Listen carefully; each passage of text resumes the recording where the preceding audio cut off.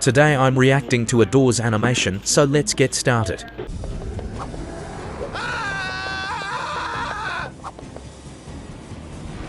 Why is Ambush's mouth moving like that? That's it! The next floor! I'm gonna make it! Wait, this isn't the next floor. It looks like a library. Does that mean I'm still... Ambush just apparently appeared out of a door. Ambush's mouth still is like that? Please don't hurt me. I was only exploring. I heard the legends. I only wanted to see if they were true. Legends cannot compare to the horror of your departure from this plane. I shall teach you.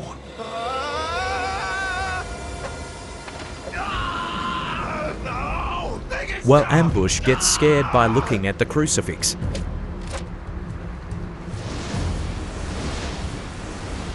Then a dramatic story came in. There was a time long ago before the transformation, before the carnage, before I roamed these halls in search of souls to steal. I was but a simple bellboy, tasked with providing stellar service and appeasing each and every one of our guests' demands. It's hard to imagine, but this hotel was once a glamorous vacation getaway for the wealthy. It hosted only the richest, most esteemed patrons and was viewed as the pinnacle of class. But of course, such a reputation attracts a certain set of customers. I was mistreated by our guests, to say the least. They were all terribly mean and demanding. Whether I was scrubbing their floors or primping their pillows, nothing I did ever seemed to be enough. It was humiliating on a daily basis, degrading even. I was yelled at constantly, and when it wasn't yelling, it was laughing. I've lost count of all Bullying the that times I was kind person intentionally is not embarrassed really by a good guests idea. purely for their amusement. It doesn't matter how ridiculous, petty, or dangerous it was. No matter the request, it was my job as a bellboy to serve in silent enthusiasm. The worst was getting luggage up to their rooms. We had an elevator, of course, but that was for guests only. I had to take the stairs every time. If any bellboy was caught using an elevator, they would be fired on the spot. How did they tip? You might be wondering. With such deep pockets, you'd think they'd be generous, but you'd be wrong. They had as much money in their wallets as they had hate in their hearts, but I never saw a dime. That being said, the guest torment was the least of your concerns if you made a mistake. You see, the hotel provided us bellboys with food in addition to a meager monthly pay.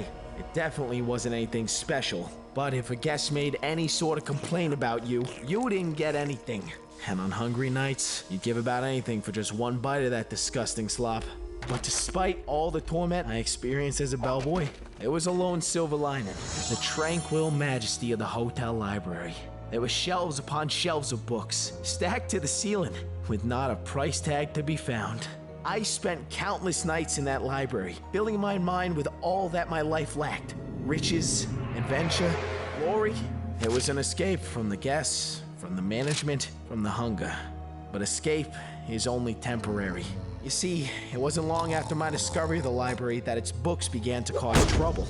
I'd been showing up late, I'd been neglecting guests, I often disappeared for hours on end to hide among the bookshelves. But my greatest sin of all was provoking the ire of one Thatcher T. Pennybags, owner and proprietor of the very hotel that housed, clothed, and sometimes fed me.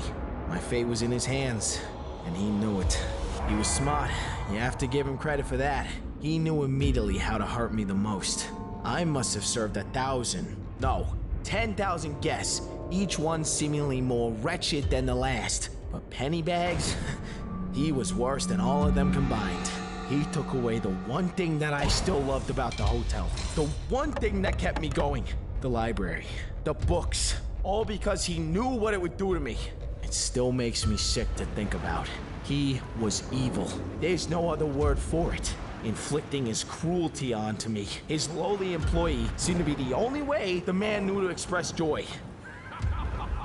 Bro found a way how to become big.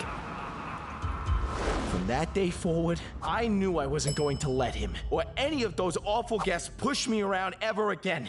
I didn't care what they did to me. I would make them pay. Sometimes it's hard to explain what that change was, but I wasn't taking smack from anybody anymore. That was for sure. I wasn't going to be played with like that. I hated the hotel, I hated the guests, but most of all I hated Thatcher T. Pennybags. So I made a plan. I was going to sneak into the library under the cloak of night and steal as many books as I could carry. I knew that eventually I'd probably be caught, but I didn't care. I had my heart set on taking back what was rightfully mine. And after all, the consequences were unforeseeable. Oh, come on! Ah, what the? Of course, that's Seek. My God! What? No! Open up! Open up! Don't hurt me, please! Huh? Where did that creature go? Mr. Pennybags? What's going on here? What's going on is that you were trying to break into my library, and now you're going to pay. Let me go! I knew he would get revenge. But why did a human turn into Ambush? One might think, given the sadistic nature of Pennybags' essence, that this was a crime committed out of hatred. But there was another reason to dispose of me. With how long I spent in that library, it was only a matter of time before I stumbled upon his secret. The key to his power, to his business success. It was all thanks to that book. He spilled his thoughts into its pages, most of them hateful. And for every hateful word he wrote, the power of the book increased. The book reflected Now its they are all. just fighting for the Power grew crucifix. Darker and darker as Pennybags' hate was impressed upon it. Letting it fall into someone else's hands could undo everything he worked for. In his twisted mind, he had to get rid of me, and death wasn't an option. He needed something even more permanent. He turned me into a specter, a lost soul trapped between the human world and the afterlife, down to the grounds of this hotel. The chains of the crucifix burned like hot fire. My hate had made me strong. With all the strength I could muster, I fought back and was able to break free. What? This isn't possible! After that, well, there's no other way to say it. I went on a rampage. I had my revenge against Pennybags, sure. The revenge is I here. also haunted those guests, and I'd do it again. I scared them so bad most of them were gone before checkout. And without Pennybags, the remaining staff soon left after. I put the book back where it belonged and retired myself to feasting on curious but unlucky adventurers such as yourself. Oh my God. I'm so sorry. Sorry? You're Bro sorry? is so mad, You shall be he the can't one who is even take a sorry. you miserable Welch. Do you bring me here to mock me? To make me relive it all? It's this your mortal idea of jest? If you don't remember, I'm too powerful to be conquered by your puny crucifix. It didn't work for that cheapskate Pennybags, and it's not going to work for you either.